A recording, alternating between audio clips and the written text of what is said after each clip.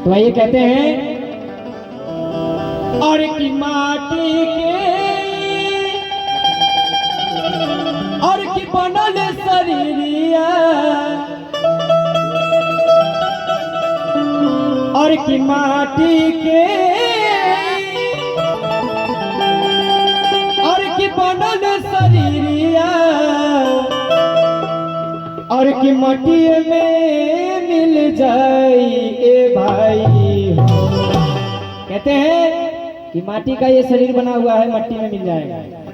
तो कहते हैं और की माटी के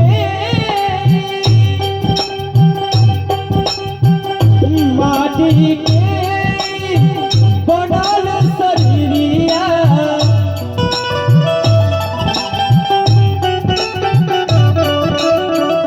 माटी के बनल शरीरिया माटी में मिल जाई ए भाई हो। केहू कुछ लेके नहीं जाई, केहू कुछ लेके नहीं जाई ए भाई हो।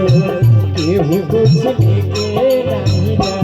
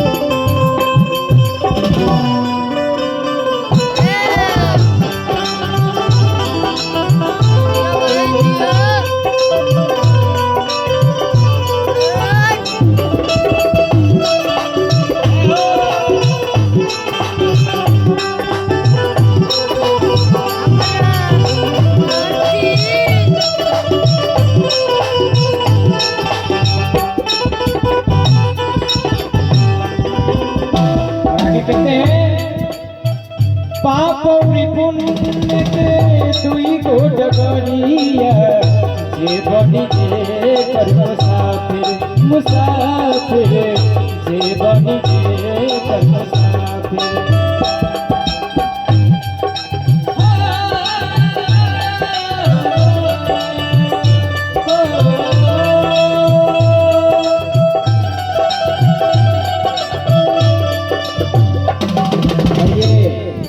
बड़े भैया पप्पू पाठक जी के तरफ से सैकड़ों का आशीर्वाद आया है। हम सभी तमाम कलाकारों की ओर से बहुत बहुत धन्यवाद।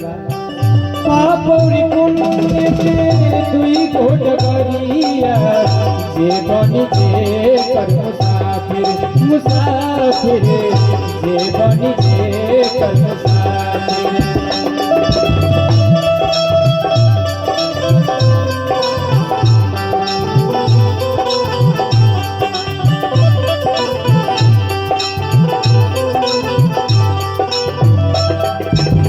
धर्मराज के धर्म कटापन